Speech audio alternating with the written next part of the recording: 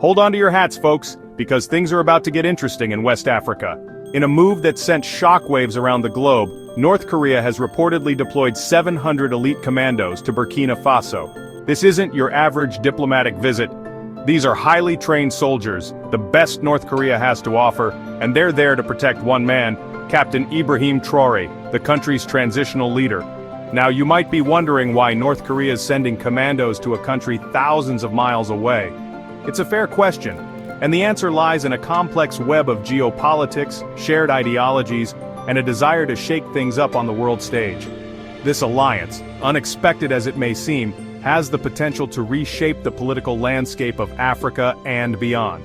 It's a bold move by both countries, one that's raised eyebrows in Western capitals and sparked a flurry of speculation among analysts. Is this the start of a beautiful friendship, a marriage of convenience, or a strategic alliance with far-reaching consequences? Only time will tell, but one thing's for sure, we're witnessing history in the making. This is a story about power, about alliances, and about the changing face of global politics. So buckle up, because we're about to dive deep into the heart of this unexpected partnership. To understand this alliance, we need to understand the man at the center of it all, Captain Ibrahim Traoré. This young military officer burst onto the scene in 2022, leading a coup that ousted the previous government. Since then, he's become a symbol of change, a beacon of hope for those who feel left behind by the old guard. Traoré's not your average military strongman. He's a charismatic leader with a vision for a stronger, more independent Burkina Faso. He's made it clear that he's not interested in playing by the West's rules, rejecting their aid and influence. Instead, he's looking to forge his own path, one based on Pan-African unity and self-reliance. This stance has made him popular at home, particularly among young people who see him as a breath of fresh air. But it's also made him a target, with some accusing him of authoritarianism and isolationism. Love him or hate him, there's no denying that Traoré is a force to be reckoned with.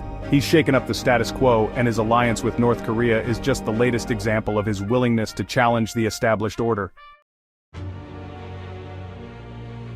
Now let's talk about North Korea's history in Africa.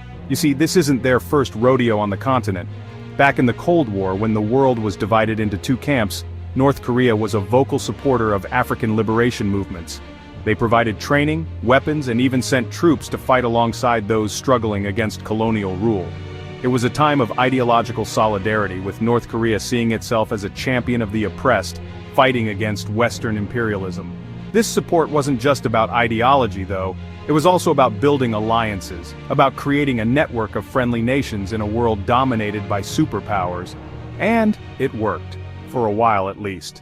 North Korea forged strong ties with countries like Tanzania, Zimbabwe, and Angola.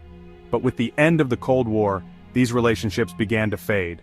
The world changed, priorities shifted, and North Korea found itself increasingly isolated on the world stage, that is, until now. This alliance with Burkina Faso signals a potential revival of North Korea's African ambitions. It's a chance for them to step back onto the world stage, to forge new partnerships, and to challenge the West's influence in a region ripe for change. Let's zoom in on Burkina Faso for a moment. This landlocked nation might seem like an unlikely geopolitical chessboard, but nestled in the heart of the Sahel, one of the most volatile regions on the planet, it's a country of strategic importance. The Sahel is grappling with a perfect storm of challenges: poverty, climate change, and violent extremism. It's a region where terrorist groups thrive, where governments struggle to maintain control, and where outside powers are vying for influence. And right in the middle of it all sits Burkina Faso. This makes it a key player in the fight against terrorism, a frontline state in a battle that has global implications, but it also makes it a target, vulnerable to instability and violence. This is where North Korea comes in. By sending commandos to protect Traoré, they're not just making a statement, they're making a strategic investment.